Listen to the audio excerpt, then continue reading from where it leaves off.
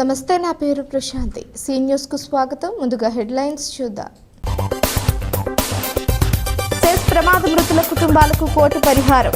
విశాఖలో క్షతగాత్రులను పరామర్శించిన సీఎం చంద్రబాబు. హోమియో కళాశాలల్లో పీజీ సీట్లు పునరుద్ధరించారు. Rajamahendravaram city MLA Adireddy Srinivas. వెలుగుబంద లేఅవుట్ను పరిశీలించిన కలెక్టర్. లబ్ధిదారుల సమస్యలు పరిష్కరిస్తామని హామీ.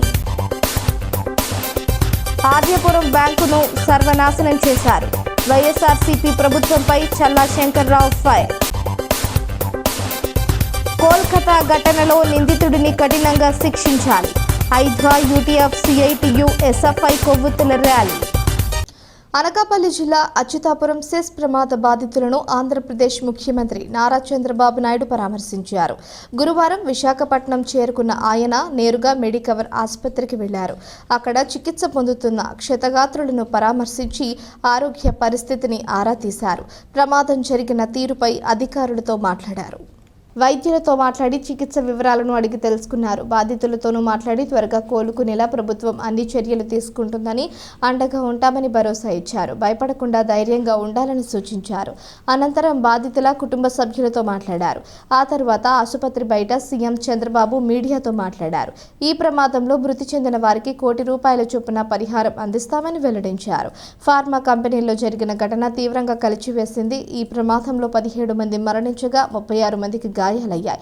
క్షతగాత్రుల్లో 10 మంది తీవ్రంగా, 26 మంది స్వల్పంగా గాయపడ్డారు. ఎంత ఖర్చు అయినా బాధితులందరికీ ఉత్తమ వైద్య సేవలు అందిస్తాం. అవసరమైన వారికి ప్లాస్టిక్ సర్జరీ కూడా చేయిస్తాం. తీవ్ర గాయాల పాలైన వారికి 50 లక్షలు, స్వల్ప గాయాలైన వారికి 25 లక్షల చొప్పున పరిహారం అందజేస్తాం. భవిష్యత్తులో ఇలాంటి ఘటనలు పునరావృతం కాకుండా చర్యలు తీసుకుంటామని సీఎం చెప్పారు. గత వైసీపీ ప్రభుత్వం అన్ని వ్యవస్థలను నాశనం చేసిందని ఆరోపించారు. ఆయన వెంట మంత్రులు కందుల దుర్గేష్, గుమ్మడి సత్యారాణి, ఎంపీ శ్రీభరత్, మాజీ మంత్రి గంటా శ్రీనివాసరావు, ఇతర ప్రజాప్రతినిధులు, అధికారులు ఉన్నారు.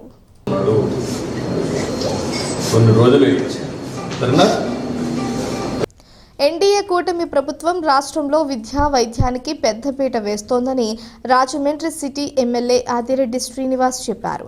దీనిలో భాగంగా రాజమండ్రిలోని అల్లు రామలింగయ్య ప్రభుత్వ హోమియో కళాశాల, గుడివాడ హోమియో కళాశాలలో 46 మంది విద్యార్థులు పీజీ సీట్లు కోల్పోకుండా ప్రభుత్వం కృషి చేసిందని చెప్పారు. తిలక్ రోడ్డులోని టీడీపీ కార్యాలయంలో గురువారం ఆయన మీడియాతో మాట్లాడుతూ 23 పీజీ సీట్లు కోల్పోయామని, అల్లు రామలింగయ్య కళాశాల ప్రిన్సిపాల్ ఇటీవల తనకు తెలియజేయగానే వెంటనే ఈ విషయాన్ని ఎంపీ దగ్గుబాటి పురంధేశ్వరికి చెప్పారని, ఆమె కేంద్రం దృష్టికి తీసుకువెళ్లారని వివరించారు. గత పాలకుల నిర్లక్ష్యంతో ఈ సీట్లు కోల్పోయే పరిస్థితి వచ్చిందన్నారు. ఈ నిర్లక్ష్యాన్ని సరిచేస్తామని చెప్పగా కేంద్ర ఆయుష్ మంత్రి ప్రతాప్ జాదవ్ వెంటనే రాజమండ్రి, గుడివాడ హోమియో కళాశాలలకు సీట్లు కేటాయించారని ఎమ్మెల్యే ఆదిరెడ్డి వాసు తెలిపారు. అసలు ఈ ఏడాది పీజీ సీట్లు వస్తాయని ఊహించలేదని రాజమండ్రి కళాశాల ప్రిన్సిపాల్ సంతోషం వ్యక్తం చేశారన్నారు. బూతుల మంత్రిగా పేరుగాంచిన కొడాలి నాని క్యాసినో ఆడించుకోవడం, టీడీపీ నేతలను తిట్టడం తప్ప ఇలాంటి మంచి పనులు చేయలేదని విమర్శించారు. మాజీ ఎంపీ భరత్ కమిషన్లు రాకపోవడంతోనే విద్యార్థులు పీజీ సీట్ల కోసం పట్టించుకోలేదని ఆరోపించారు. ఈట్ స్ట్రీట్ ఏర్పాటు ఉన్న శ్రద్ధ పీజీ సీట్లపై అతనికి లేదని విమర్శించారు. రాజమండ్రి సమస్యను చెప్పగానే పనిలో పనిగా గుడివాడ సీట్లు కూడా వచ్చేలా చేసిన రాష్ట్ర ఆరోగ్య శాఖ మంత్రి సత్యకుమార్ యాదవ్, కేంద్ర ఆయుష్ మంత్రి ప్రతాప్ జాదవ్, ఎంపీ దగ్గుబాటి పురంధేశ్వరికి ఎమ్మెల్యే ఆదిరెడ్డి వాసు ధన్యవాదాలు తెలిపారు. ఆర్యాపురం, జాంపేట అర్బన్ బ్యాంక్ చైర్మన్లు చల్లా శంకర్రావు, బొమ్మన జయకుమార్, వైస్ చైర్మన్ రుబ్బి శేఖర్, డైరెక్టర్ కనకం నాగేశ్వరరావు పాల్గొన్నారు. ఎన్డీఏ కూటమి విద్యా వైద్యానికి అధిక ప్రాధాన్యత ఇస్తూ ఉంది. దానికి నిదర్శనమే ఈ యొక్క రాజమండ్రి హోమియో కాలేజ్లో 46 సీట్లు, హోమియో కాలేజ్ రాజమండ్రి అలాగే గుడివాడ 2 కలిపి 46 పీజీ సీట్లు రాష్ట్రం కోల్పోయే పరిస్థితి నుంచి ఈరోజు మనకు పిల్లలకి దక్కే విధంగా చేసిన ఘనత ఎన్డీఏ కూటమిది. మేము ఇచ్చే ప్రాధాన్యత అది. National commission for homeopathy, central government అనేకమైన కారణాలు గుర్తించి medical assessment and rating board for homeopathy visit చేసి అనేకమైన లోటుపాట్లని గుర్తించి పీజీ సీట్స్ ఏదైతే 23 ఉన్నాయో క్యాన్సిల్ చేస్తున్నాం అని ఒక డెసిషన్ తీసుకున్నారు. వెంటనే ప్రిన్సిపల్ గారు మమ్మల్ని కలిసినప్పుడు ఇదేంటి ఇంత చరిత్ర కలిగిన ఈ యొక్క సంస్థలో ఇలాగ ఒక ఇయర్ పీజీ సీట్స్ కోల్పోయామంటే ఏమవుతుంది రిప్యుటేషన్ ఈ సంస్థది, పిల్లల భవిష్యత్తు ఏంటి అని చెప్పి ఆలోచించి గౌరవ ఎంపీ పురంధేశ్వరి గారితో చర్చించి ఇది పరిస్థితి అండి, మనం కేంద్ర మంత్రి గారితో మాట్లాడాలి, ఆయనతో డిస్కస్ చేసి ఈ ఇబ్బంది నుంచి బయటికి మనం తీసుకురావాలి సంస్థని. రిప్రజెంటేషన్ ఆవిడ ద్వారా ఇప్పించి నేషనల్ కమిషన్ ఫర్ హోమియోపతి ఆనాడు ఇప్పుడు కేంద్ర మంత్రిగా ఉన్న ప్రతాప్ జాదవ్ గారిని కల్పించి ఇది సమస్య, మా పిల్లలు అనవసరంగా కోల్పోతారు, వైఎస్ఆర్సీపీ పార్టీ వారి యొక్క తప్పిదాల వలన మా పిల్లలు కోల్పోతారు. కమిటీని రాష్ట్ర ప్రభుత్వంలో ఉన్న ఆయుష్ డిపార్ట్మెంట్ తోటి డిస్కస్ చేసి ఫైండింగ్స్ అన్నీ తీసుకొని ఏం చేస్తే ఈ కోల్పోకుండా ఈ పిల్లలు వారి యొక్క భవిష్యత్తు కోల్పోకుండా మనం చర్యలు తీసుకోగలమని మంత్రి గారు కమిటీ వేసి స్టడీ చేయమంటే, రాజమండ్రి కోసం మనం అడిగితే గుడివాడలో కూడా 23 సీట్లు పీజీ సీట్స్ అక్కడ కూడా వారు కోల్పోయే పరిస్థితిలో ఉంటే వారికి డబుల్ బోనన్సా. నేను కూడా మాట్లాడి ఆయుష్ కమిషనర్ గారితో కూడా మాట్లాడి ప్రభుత్వం నుంచి 7/8/2024 ఆగస్టు 7వ తారీఖున అండర్టేకింగ్ ఇచ్చాం. మీరు ఏదైతే ఫైండింగ్స్ చూస్తున్నారో గత ప్రభుత్వం నిర్లక్ష్యం వల్ల మీరు ఏదైతే ఫైండింగ్స్ చూస్తున్నారో వాటన్నిటిని కూడా మేము సరిచేస్తాం, మేము అండర్టేకింగ్ ఇస్తున్నాం, ఇంత కాల వ్యవధిలో మీరు కనిపెట్టిన అన్నీ కూడా సరిచేస్తాం, పిల్లల భవిష్యత్తుని మాత్రం కోల్పోకుండా మీరు రాజమండ్రి గుడివాడ కలిపి 46 సీట్లు కూడా పీజీ సీట్స్ మా హక్కు మాకు ఇవ్వాలని అడగడం. 28 నా ఆర్డర్ వచ్చింది, రాజమండ్రికి 23 సీట్లు, అలాగే మన కృషి వలన గుడివాడ హోమియో కాలేజీలో పీజీ 23 సీట్లు 46 సీట్లు కూడా ఇస్తున్నట్లు కేంద్ర ప్రభుత్వం నుంచి ఒక ఆర్డర్ కాపీ రావడం జరిగింది. గుడివాడ మాజీ మంత్రి బూతుల మంత్రి, ఆయనకి అక్కడ కాలేజీలో ఏం జరుగుతుందో పట్టించుకోరు, ఆయనకి అక్కడ క్యాజినోలు ఆడించుకుంటారు, ఖాళీగా ఉంటే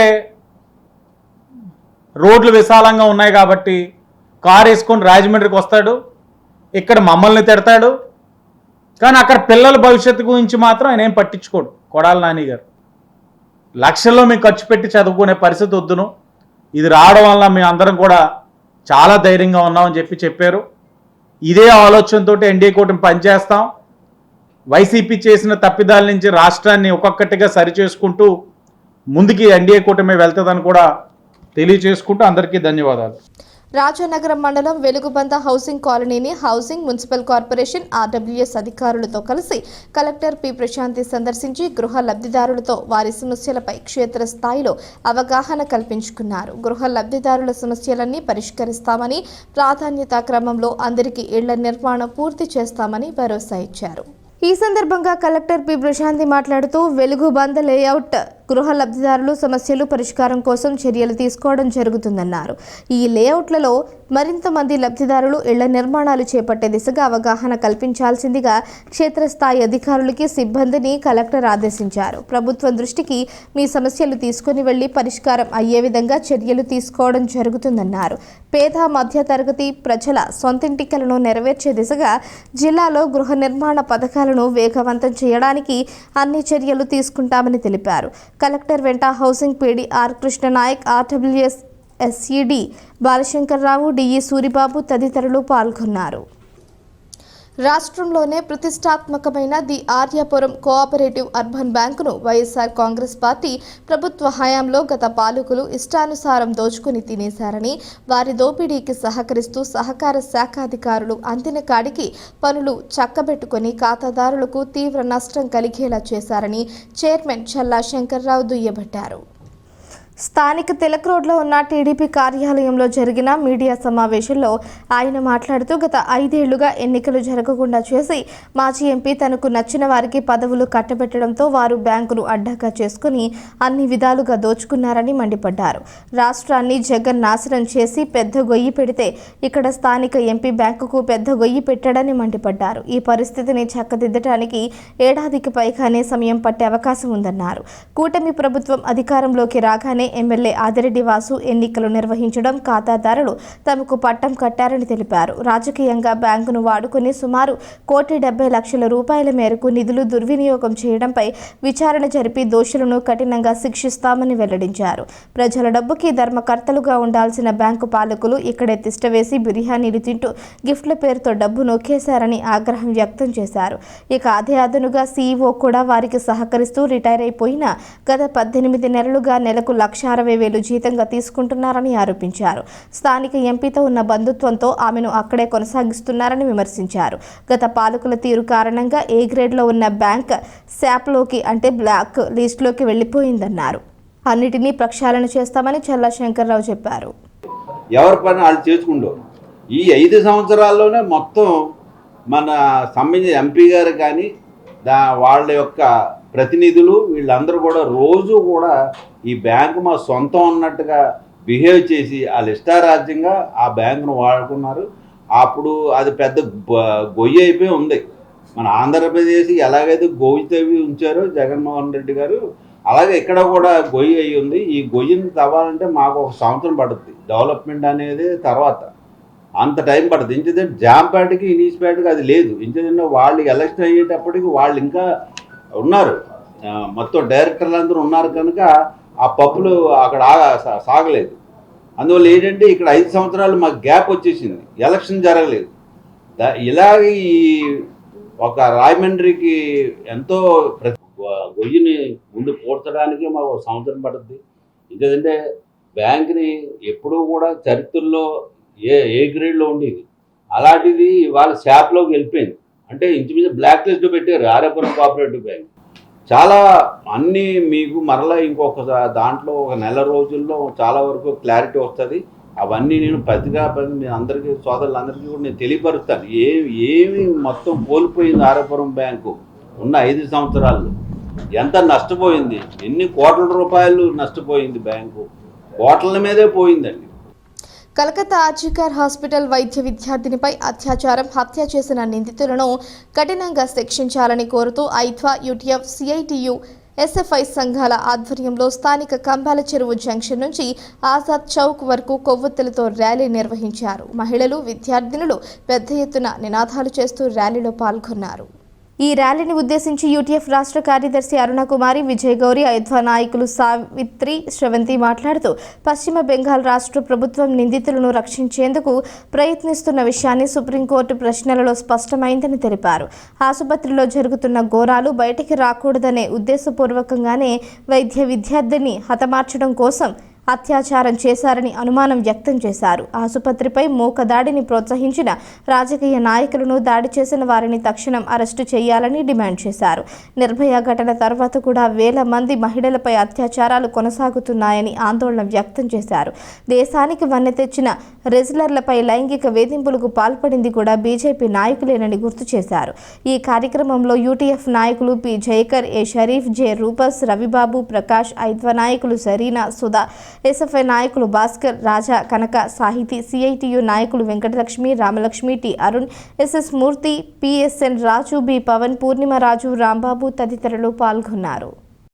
భారతదేశం అంటే మన పాలకులు చెప్పడమే కాదు, ఏమని ప్రచారం చేస్తా ఉన్నారు, ప్రపంచానికి అంతటికీ కూడా ఆదర్శవంతమైనటువంటి దేశంగా, స్త్రీకి ఎనలేని గౌరవం ఇచ్చేటువంటి దేశంగా చెప్పుకుంటూ ఉన్నాము. కానీ వాస్తవానికి ఈ దేశంలో ఏ రాష్ట్రంలో చూసినా ఈ రోజున అప్పుడే పుట్టిన శిశువు నుంచి ఈ ప్రాణాలకు తను ప్రాణం అడ్డి వైద్యం చేసేటువంటి డాక్టర్ వరకు కూడా ఎక్కడైనా భద్రత ఉందా అని అంటే ఈ రోజు మనం చేసేటువంటి నిరసన ప్రదర్శనే దానికి నిదర్శనం. భద్రత కలిగినటువంటి రాష్ట్రంగా పేరున్నటువంటి పరిస్థితి. అటువంటి రాష్ట్రంలో అట్లాగే ఆ కాలేజీ మెడికల్ కాలేజీ చాలా చారిత్రకమైనటువంటి కాలేజీ, చాలా చరిత్ర కలిగినటువంటి కాలేజీలో చదువుకోవాలని ఒకలాంటి పడేటువంటి మహిళలు ఎంతమందో అటువంటి ఆసుపత్రిలో పనిచేస్తున్నటువంటి ఒక డాక్టర్ విని అత్యంత కిరాతకంగా మనందరికీ కూడా గుర్తుంది. నిర్భయ ఘటన, ఢిల్లీలో జరిగినటువంటి నిర్భయ ఘటన గుర్తుంది. ఆ తర్వాత వచ్చినటువంటి చట్టాలు కూడా మనకు గుర్తున్నాయి. మన రాష్ట్రంలో తీసుకొచ్చినటువంటి చట్టం కూడా మనకు గుర్తుంది. కానీ చట్టాలు ఎన్నున్నా కానీ దోషులను మాత్రం కఠినంగా శిక్షించలేకపోతున్నాయి అనేటువంటిది వాస్తవం. జిల్లాలో సామూహిక ఎలుకల నిర్మూలన కార్యక్రమం చేపడుతున్నామని జిల్లా కలెక్టర్ పి ప్రశాంతి పేర్కొన్నారు. బుధవారం కలెక్టర్ ఛాంబర్లో సాంఘిక ఎలుక నివారణ కరపత్రాలను కలెక్టర్ ఆవిష్కరించారు. జిల్లాలోని 18 మండలాల్లోని రైతు సేవా కేంద్రాల ద్వారా రైతులకు ఎలుకల నివారణ కోసం మందులు పంపిణీ చేస్తున్నట్లు తెలిపారు. జిల్లా వ్యాప్తంగా 1,82,103 ఎకరాల్లో ఆగస్టు 25 నుంచి ఆగస్టు 31 వరకు సామూహిక ఎలుకల నివారణ కార్యక్రమాన్ని చేపట్టనున్నట్లు తెలిపారు. ప్రతి ఒక్క ఎకరా సాగు భూమి, సాగేతర భూమి విస్తీర్ణంలో ఎలుకలు నిర్మూలన ముందు క్రోమోడియోలిన్ పంపిణీ చేస్తున్నామన్నారు. క్షేత్రస్థాయిలో సిబ్బంది సూచనలు, సలహాల మేరకు రైతులంతా అన్ని ప్రాంతాల్లో ఒకేసారి సామూహికంగా ఎలుకల నిర్మూలన కార్యక్రమాన్ని చేపట్టాలని సూచించారు. జిల్లా వ్యవసాయ అధికారి ఎస్ మాధవరావు మాట్లాడుతూ రైతులకు క్రోమోడియోలిన్ మందును ఉచితంగా పంపిణీ చేసేందుకు జిల్లాకు ఎలుకల నివారణ మందు 737 కిలోల మందును ప్రభుత్వం విడుదల చేసిందన్నారు. సాగు, యాంత్రిక, జీవ, రసాయనిక పద్ధతులను ఉపయోగించి ఎలుకల నివారణ చర్యలు తీసుకోవడం సాధ్యమవుతుందన్నారు. వ్యవసాయేతర ఖాళీ భూములు తదితర చోట్ల ఎలుకల నివారణ కోసం మందును వినియోగించనున్నట్లు చెప్పారు. అన్ని కంపెనీల అధునాతన మోడళ్ల కార్లు, ద్విచక్ర వాహనాలతో ఈ నెల 24, 25 తేదీల్లో రాజమహేంద్రవరం ఆర్ట్స్ కళాశాల మైదానంలో 2 రోజుల పాటు క్రియేటర్స్ ఈవెంట్ ఆర్గనైజేషన్ ఆధ్వర్యంలో ఆటో ఎక్స్పో నిర్వహిస్తున్నారు. 23వ తేదీన ఆర్ట్స్ కళాశాల వద్ద నుంచి పెద్ద ఎత్తున ఫ్రీడమ్ ర్యాలీ కూడా జరగనుంది. దీనికి సంబంధించిన వివరాలు ఆర్ట్స్ కళాశాలలో గురువారం జరిగిన విలేకరుల సమావేశంలో 2 wheeler association president, rotary club Rajamahendravaram icons Rajahmundry president Venkat, rotary club ప్రతినిధి తీగల రాజా, క్రియేటర్స్ ఈవెంట్ ముఖ్య సభ్యుడు పిఎస్ శివకుమార్ మాట్లాడుతూ ఎస్బీ మోటార్స్, జెడ్మాల్ సహకారంతో జరిగే ఈ ఆటో ఎక్స్పో 24-25 తేదీల్లో ఉదయం 9 నుంచి సాయంత్రం 8 గంటల వరకు జరుగుతుందన్నారు. ఈ నెల 23వ తేదీన ఇక్కడి నుంచి పురవీధుల మీదుగా ఫ్రీడమ్ ర్యాలీ నిర్వహిస్తామని వెల్లడించారు. Honda, Maruti, Mahindra, Nissan, Toyota, Kia, MG Hector కంపెనీలతో పాటు 2 వీలర్స్ నుంచి Honda, Hero, Ather, KTM, Bajaj big wing, Yamaha వంటి కంపెనీల వాహనాలు కూడా ఇక్కడ ప్రదర్శనలో ఉంటాయన్నారు. ప్రజలందరూ ఈ అవకాశాన్ని సద్వినియోగం చేసుకోవాలని తీగల రాజా కోరారు. మేము క్రియేట్స్ ఈవెంట్ ఆర్గనైజేషన్ రాజమండ్రి. నా పేరు శివకుమార్, రోటరీ క్లబ్ ఐకాన్లో డైరెక్టర్గా ఉన్నాను. మేము ఈ మంత్ 24-25 తేదీల్లో ఇక్కడ రాజమండ్రి గవర్నమెంట్ ఆర్ట్స్ కాలేజీలో ఒక మెగా ఈ ఆటో ఎక్స్పోర్ట్ మేము నిర్వహించడం జరుగుతుంది. యాక్చువల్గా మేము ఇది ఇంతకుముందు ప్రీవియస్గా 2 months బ్యాక్ ఫుడ్ ఎక్స్పోర్ట్ చేశాము. ఇట్లా ఈ మంత్ 24-25 తేదీల్లో రాజమండ్రిలో ఒక 40 కంపెనీలు 2 వీల్స్ అండ్ 4 వీల్స్తో ఇక్కడ ఒక షో నిర్వహించడం జరుగుతుంది. అట్లాగే దీనికి ఎస్వి మోటార్స్ వారి సహకారంతో, దీనికి అట్లాగే జెడ్మాల్ వారి సహకారంతో ఈ ప్రోగ్రామ్ మేము ముందు తీసుకెళ్తుంది. అట్లా మా రోటరీలో సహకారం కూడా ఈ ప్రోగ్రామ్కి మేము జరగడం జరుగుతుంది. దీనికి ప్రోగ్రామ్కి షెడ్యూల్ యాక్చువల్గా రేపు 23వ తేదీ మార్నింగ్ 11 o'clockకి మన ఆర్ట్స్ కాలేజ్ గ్రౌండ్ నుంచి ఒక ర్యాలీ జరుగుతుందండి. ఈ ర్యాలీ రాజమండ్రిలో ఫ్రీడమ్ ర్యాలీ కింద జరుగుతుంది. ఇది 2 hours 11 to 2 బిట్వీన్లో జరుగుతుంది. అట్లాగే 24వ తేదీ మార్నింగ్ 10 o'clockకి ఎగ్జిబిషన్ ఇనాగ్రేషన్ మేము స్టార్ట్ చేయడం జరుగుతుంది. అది మార్నింగ్ 10 to 24-25 తేదీల్లో morning 10 to evening night 8 o'clock వరకు జరుగుతుంది ఈ ప్రోగ్రామ్. ఇప్పుడు మిగిలిన వాళ్ళు కాన్సన్ట్రేట్ చేయింది ఇక్కడ చేస్తుంది, శివగారు కాన్సన్ట్రేట్ చేస్తుంది ఏంటంటే various bankers like union bank, state bank వీళ్ళు రావడం కాకుండా ప్రైవేట్ ఫైనాన్షియర్స్ని కూడా తీసుకొస్తున్నారండి. పద్మప్రియ ఫైనాన్స్ మనకి వస్తున్నాయి. అంతేకాకుండా కార్ యాక్సెసరీస్ని కూడా తీసుకొస్తున్నారు ఇక్కడ. ఇప్పుడు దాకా ఎక్కడ ఏ ఎక్స్పోలో నేను కార్ యాక్సెసరీస్ చూడలేదండి, ఓన్లీ వెహికల్స్ వరకు చూశాను. రామ్ కుమార్ గారు ఆల్రెడీ చెప్పినట్టు లగ్జరీ బ్రాండ్స్తో పాటు 2 వీలర్స్లో కూడా వేరియస్ వెహికల్స్ వస్తున్నాయండి. Even electrical vehicles, Honda Big Wing మీరు చూడండి. ఇప్పుడు దాకా ఎక్స్పోలో పార్టిసిపేట్ చేయలేదు, but this the first time they are also coming here.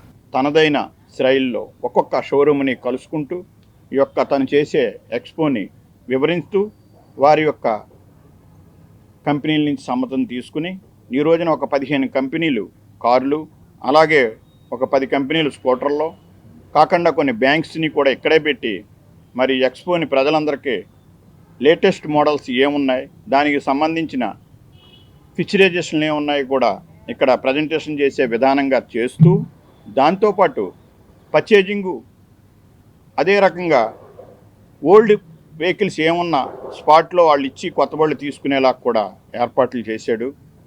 మరి దానికి పూర్తిగా సహకరించారు.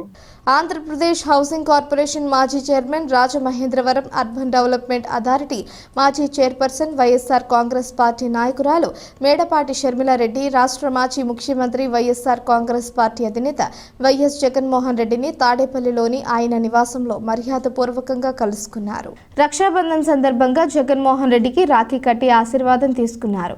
ప్రతి ఏటా ఎక్కడ ఉన్నా రాఖీ పండుగ సందర్భంగా జగన్కు రాఖీ కట్టి ఆశీర్వాదం తీసుకోవడం జరుగుతుందని, అదేవిధంగా ఈ ఏడాది కూడా రాఖీ కట్టానని మేడపాటి షర్మిలారెడ్డి తెలిపారు.